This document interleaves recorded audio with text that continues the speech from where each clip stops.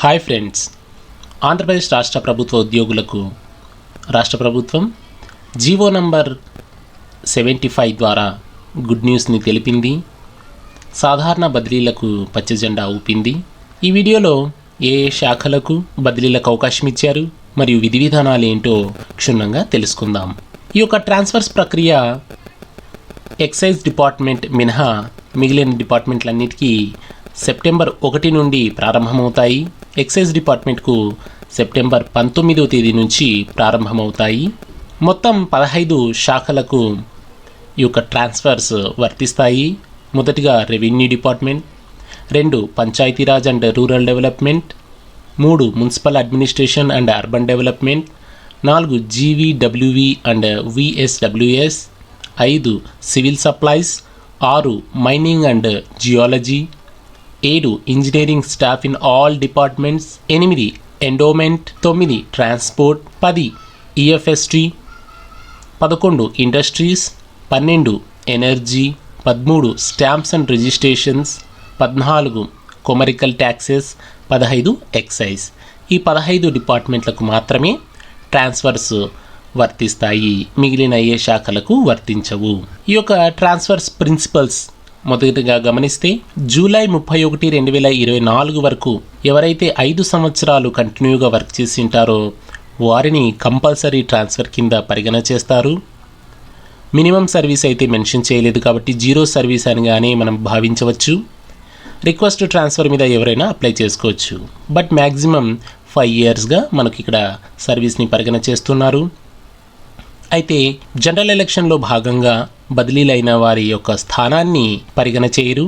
అనగా ఒక ఎంఆర్ఓ గారు ఒక స్థానం నుంచి ఎలక్షన్ల కొరకు ఇతర ప్రాంతానికి బదిలీ అయినప్పుడు వారి యొక్క పూర్వపు స్థానం నుండే సర్వీస్ని పరిగణలోకి తీసుకుంటారు. కనుక ఇది ఒక రకంగా అడ్వాంటేజ్ అని చెప్పవచ్చు. ఈ ట్రాన్స్ఫర్స్లో మొదటిగా 5 రకాల ప్రిఫరెన్షియల్స్ ఉన్నాయండి. మొట్టమొదటిగా విజువలీ ఛాలెంజ్డ్ ఎంప్లాయీస్కి మొదట ప్రాధాన్యత ఇస్తారు. తర్వాత employees who have mentally challenged children వారికి తర్వాతి ప్రాధాన్యత. మూడో ప్రాధాన్యత employees who worked for more than 2 years in tribal areas.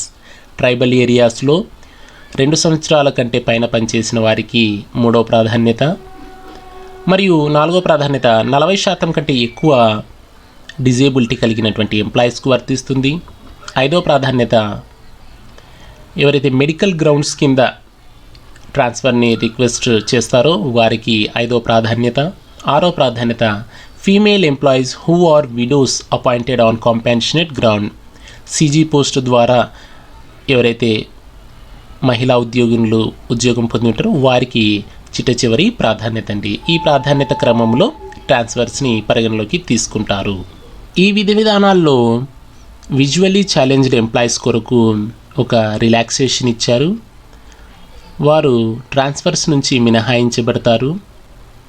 కానీ వారు ఆన్ రిక్వెస్ట్ ట్రాన్స్ఫర్ కోరినట్లయితే వారికి ట్రాన్స్ఫర్ను జరుపుతారు. మరొక నిబంధన both husband and wife government employees అయినప్పుడు స్పౌస్లో ఇద్దరూ ఒకే స్టేషన్ని యాప్ చేసుకోవాల్సి ఉంటుంది.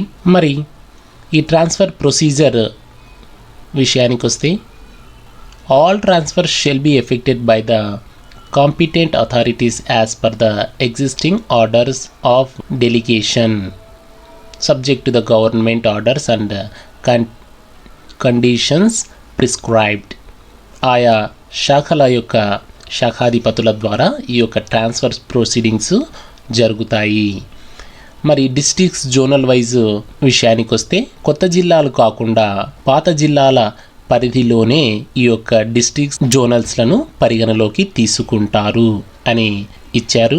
కాబట్టి ఆయా జిల్లా కలెక్టర్లు మరియు జోనల్ అధికారులు ఈ యొక్క లొకాలిటీని మరియు స్టేషన్ పాయింట్స్ని నిర్ధారణ చేస్తారు. మరి ఈ ట్రాన్స్ఫర్స్లో యూనియన్ లీడర్స్గా ఉన్నటువంటి యూనియన్ నాయకులకు ప్రత్యేక వెసులుబాట్లు ఉంటాయి. అంటే ప్రత్యేకమైనటువంటి పాయింట్స్ వారికి కేటాయించడం జరుగుతుంది. డిస్ట్రిక్ట్ లెవెల్, జోనల్ లెవెల్ మరియు రాష్ట్ర స్థాయిలో ఉన్నటువంటి యూనియన్ నాయకులకు ప్రత్యేకమైనటువంటి వెసులుబాట్లు ఉంటాయి. వారి గుర్తింపును ఆయా జిల్లా కలెక్టర్లు గుర్తిస్తారు. సో ఇవి ఈ ట్రాన్స్ఫర్కి సంబంధించిన విధి విధానాలు మరియు procedures. I wish good luck to you all. ఈ వీడియో మీకు నచ్చినట్లయితే లైక్ చేయండి, షేర్ చేయండి, కామెంట్ చేయండి, సబ్స్క్రైబ్ చేయండి. Thank you.